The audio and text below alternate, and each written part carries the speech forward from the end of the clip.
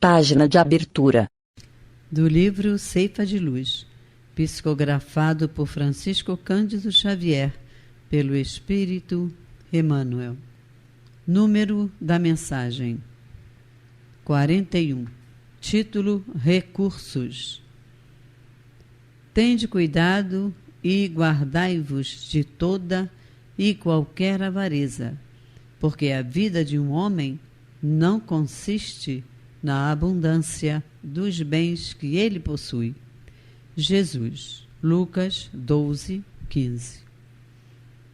Frequentemente, quando nos referimos à propriedade, recordamos de imediato posses e haveres de expressão material e reconstituímos na lembrança a imagem dos nossos amigos que carregam compromissos com a fortuna terrestre, como se eles fossem os únicos responsáveis pelo equilíbrio do mundo. Entretanto, assim agindo, escorregamos inconscientemente para a fuga de nossos próprios deveres, sem que isso nos isente das obrigações assumidas. Simbolicamente, todos retemos capitais a movimentar, de vez que, em cada instância regeneradora ou evolutiva em que somos acompanhados por valiosos créditos de tempo, através dos quais a Divina Providência nos considera iguais pela necessidade e simultaneamente nos diferencia uns dos outros pela aplicação individual que fazemos deles. Somos todos, desse modo, convocados não apenas a empregar dinheiro, mas também saúde, condição, profissão, habilidade, entendimento, cultura, relações e possibilidades outras de que sejamos detentores em favor dos outros, porquanto, pelas nossas próprias ações, somos valorizados ou depreciados, enriquecidos ou podados em nossos recursos pela contabilidade da eterna justiça.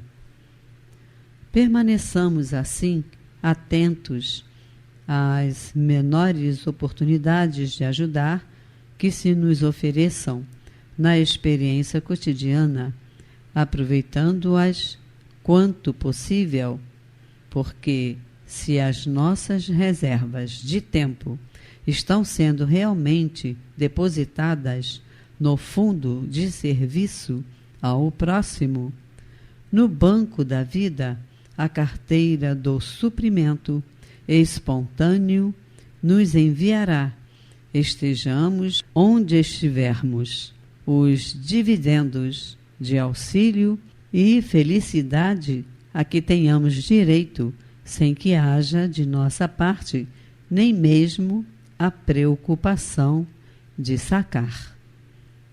Emmanuel. E agora, a palestra. Meus amigos, boa noite a todos. Dando continuidade aos estudos doutrinários, hoje vamos estudar a segunda parte do Livro do Espírito, capítulo 6, da Vida Espírita. As perguntas a serem analisadas são de 234 a 236, que se referem aos mundos transitórios. Nós, encarnados, estamos aqui na Terra transitoriamente, isto é, de passagem. No momento do desencarne, retornamos ao mundo espiritual e permanecemos na erraticidade, como espíritos errôneos, aguardando o próximo reencarne. Como se vê, ambos estão no mundo transitório. Na pergunta 234, Kardec questiona os amigos espirituais. Existem, como foi dito, mundos que servem aos espíritos errantes como estações e locais de repouso? Veja que a espiritualidade nos dizem. Sim, há mundos particularmente destinados aos seres errantes, mundos nos quais pode habitar temporariamente, espécie de acampamentos, de campos, para se repousar de uma longa erraticidade. Estado sempre um pouco penoso. São posições intermediárias entre os outros mundos, graduado de acordo com a natureza do espírito que os podem alcançar, e nele gozo de um bem-estar maior ou menor. Há muitas moradas na casa do meu pai, e esta casa é o universo infinito. As diferentes moradas são os mundos que circulam no espaço infinito, as constelações, as galáxias, os sextilhões de estrelas, que são os sóis, cada um deles girando em torno de sua constelação, dos astros que circundam a sua órbita solar. Mas Deus não se esqueceu do mundo dos espíritos errôneos, os habitantes da erraticidade, isto é, o intervalo entre as encarnações, que permanece aí provisoriamente, passando por momentos angustiantes ou não, dependente da posição que ocupa na escala evolutiva. Mas existem no espaço mundos transitórios capazes de fornecer aos espíritos errantes meios para a escalada maior, e nele gozar de um bem-estar maior ou menor. Kardec desmembrou essa pergunta formulando outra. 234A. Os espíritos que habitam esses mundos, pode deixá-los à vontade? Os amigos espirituais respondem: sim, os espíritos que habitam esses mundos pode deixá-lo para ir onde deve ir. Imaginai-os como as aves que de passagem pousam numa ilha à espera de refazer as forças a fim de alcançar o seu destino. Com certeza, eles estão livres do peso do corpo material. E nesses mundos transitórios, os espíritos errôneos são autorizados pela espiritualidade superior a fazer um tour espiritual, aproveitando todo o trajeto, observando e tomando conhecimento de tudo, para saber realmente que direção tomar. Prestemos atenção nessa frase: para irem onde deve ir. Logo, nem todos os mundos superiores eles podem ir, mas às vezes consegue vê-los de uma maneira confusa a felicidade dos espíritos que habitam nesses mundos, e com isso desperta nele o desejo de um dia ser merecedor desse gozo. Na pergunta 235, Kardec questiona a espiritualidade. Os espíritos progridem durante sua estada no mundo transitórios? Veja a resposta dos amigos espirituais. Certamente, aqueles que se reúnem, assim o fazem, com o objetivo de se instruírem e de poderem mais facilmente obter a permissão de alcançar lugares melhores e ascender à posição que os eleitos conseguem. Companheiros, os espíritos dos mundos transitórios se encontram de acordo com o estado evolutivo de cada um. Nem todos atingem o avanço do progresso igualmente. Uns ficam na retaguarda, que são impulsionados pelos espíritos mais avançados. Todos seguem na mesma direção, que tem como objetivo adquirir conhecimentos e se instruir. A lei do crescimento foi estabelecida pelo Criador de tudo. E o avanço da alma está na vontade de progredir através dos próprios esforços.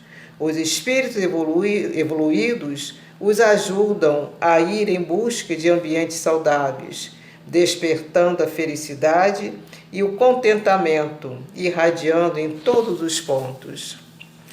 Despertando o desejo de alçar voos como um passarinho livre do cativeiro. Na pergunta 236, Kardec questiona a espiritualidade. Os mundos transitórios, por sua natureza especial, são perpetuamente destinados aos espíritos errantes? Não. Sua posição é apenas temporária.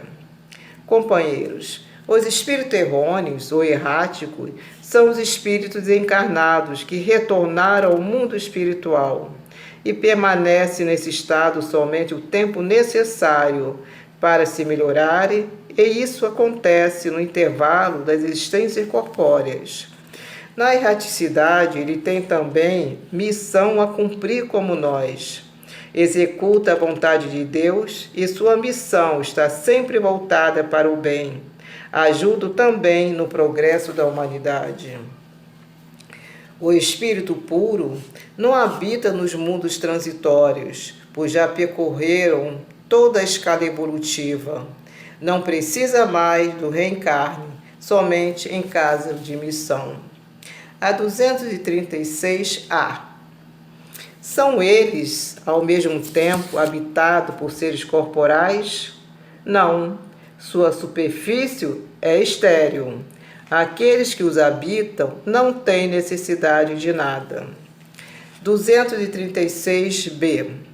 Essa esterilidade é permanente e resulta da sua natureza especial? Não, são estéreis transitoriamente. 236c. Esses mundos, então, devem ser desprovidos de belezas naturais?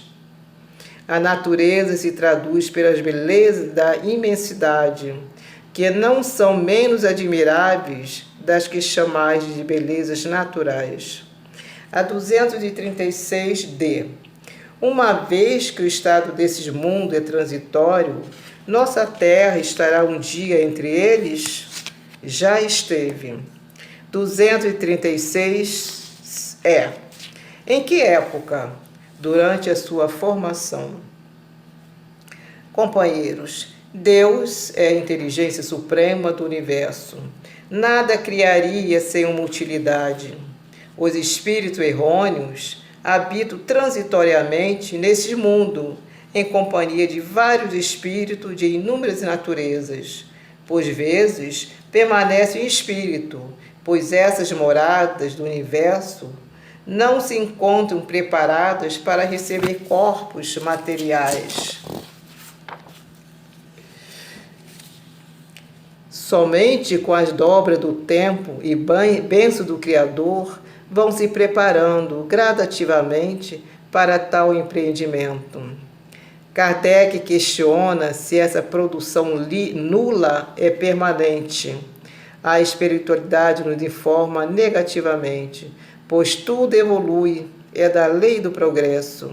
As condições do mundo são temporárias, como nós, espíritos encarnados, estamos sempre mudando, evoluindo. Somente Deus tem uma estabilidade.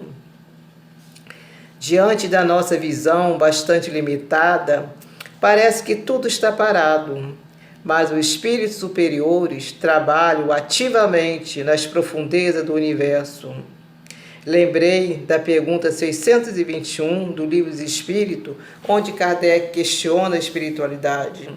Onde está escrito a lei de Deus?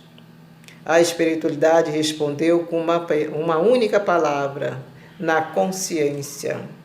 Deus gravou na consciência o germe de tudo que precisamos. Basta aguardar o momento certo para que ele desabroche. Acontece o mesmo no mundo transitórios. Nada é inútil. Deus colocou o germe na profundeza do universo. Os espíritos superiores trabalham intensamente, milhares e milhares de anos, no preparo do ambiente para receber os corpos materiais. Tudo se transforma, cresce, eleva-se. A imobilidade, a inação, é o retrocesso, é a morte. Sobre o impulso da grande lei, seres e mundos, almas e sóis, tudo gravita e se move na órbita gigantesca pela vontade divina. Lá do livro Depois da Morte, Leon Denis. Meus amigos, a natureza age em todos os mundos. Lançai por um instante o olhar sobre uma região qualquer do vosso globo e sobre uma das produções da vossa natureza. Não reconhecereis aí o cunho de uma variedade infinita e a prova de uma atividade sem par? Não vedes na asa de um passarinho das Canárias, na pétala de um botão de rosa entreaberto, a prestigiosa fecundidade dessa bela natureza? Lá da Gênese, a diversidade dos mundos. As 7 maravilhas do mundo são bastante difundidas. No entanto, a maior das maravilhas é esquecida. É o corpo humano, que supera tudo que existe, da mais admirável na Terra. Além dele, há uma infinidade de corpos sutis que servem ao espírito. No corpo humano, temos na Terra o mais sublime dos santuários e uma das super maravilhas da obra divina, formada por inúmeras células de variadas constituição. Apresenta-se como o mais fantástico equipamento de que o homem tem notícia, graças à perfeição de seus múltiplos órgãos e engrenagens, lá do livro Estudos Espíritas do Divaldo, pelo espírito de Joana de Ângeli. Vejamos o comentário de Gabriel Delany no livro Fenômeno do Espírita. O corpo humano é formado por um agregado de células diversamente reunidas, no qual as condições vitais de cada elemento são respeitadas, mas cujo funcionamento subordina-se ao conjunto. É como se disséssemos independência individual, mas obediente à vida total.